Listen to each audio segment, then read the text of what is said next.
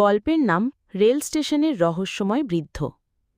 কলকাতার দক্ষিণ প্রান্তের একটা পুরনো রেল স্টেশন তালতলা স্টেশন। এই স্টেশনটা খুব একটা ব্যস্ত না, তবে প্রতিদিন হাজারখানেক যাত্রী ওঠানামা করে।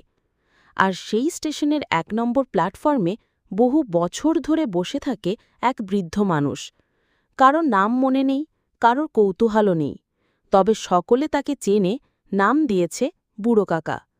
বুড়ো কাকার গায়ে সাদা ধুতি, ময়লা মলিন একটা চাদর, পায়ে ছেঁড়া স্যান্ডেল। দেখতে একেবারে সাধারণ একজন ভিখারি, তবে তার আচরণ ছিল ভিন্ন। তিনি কখনো উচ্চস্বরে কিছু চান না, কারো দিকে হাতও বাড়ান না। যারা নিজের ইচ্ছায় কিছু দেয়, হয়তো একটা রুটি, একটা কলা বা কিছু খুচরো টাকা, তিনি মাথা নিচু করে নেন, ধন্যবাদ জানান আর চুপ করে বসে থাকেন। আসলে তার চোখে একটা শান্ত ভাব ছিল, যেন সে কিছু খুঁজে বেড়াচ্ছে বা কোনো গভীর ভাবনায় ডুবে আছে। একদিন কিছু অদ্ভুত ঘটল।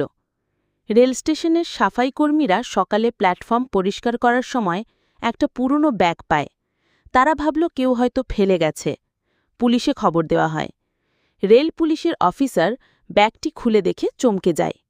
ভেতরে ছিল একটি ব্যাংকের চেক বই, কিছু জমির দলিল, কয়েকটা ছবি, একটা বড় বাড়ির, একটা ছোট্ট ছেলের, আর ছিল মোটা কয়েক লাখ টাকা।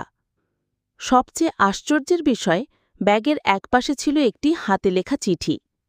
চিঠির লেখা ছিল, আমি সুরেশচন্দ্র বসু, একসময় এই শহরের বড় ব্যবসায়ী ছিলাম।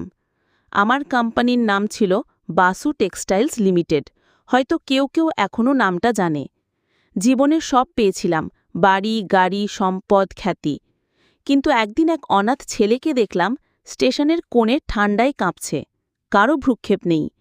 তখন বুঝলাম, এত বড় হয়ে আমি আসলে কিছুই হয়ে উঠিনি।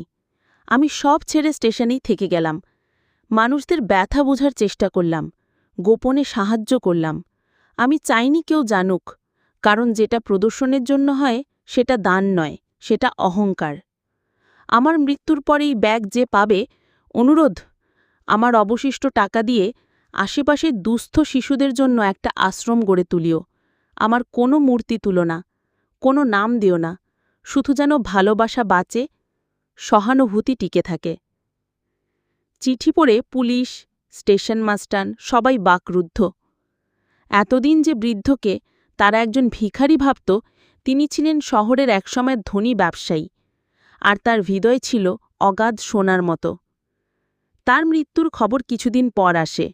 প্ল্যাটফর্মের বেঞ্চেই একদিন শান্তভাবে নিঃশ্বাস ত্যাগ করেন তিনি। স্থানীয় কিছু মানুষ আর রেল কর্তৃপক্ষ মিলে সত্যিই একটা ছোট্ট আশ্রম গড়ে তোলে। নাম দেয় না, শুধু একটা সাইনবোর্ড ঝুলিয়ে দেয়, এখানে ভালোবাসা থাকে। আরও নতুন নতুন গল্প শুনতে লাইক এবং সাবস্ক্রাইব করে পাশে থাকবেন। ধন্যবাদ।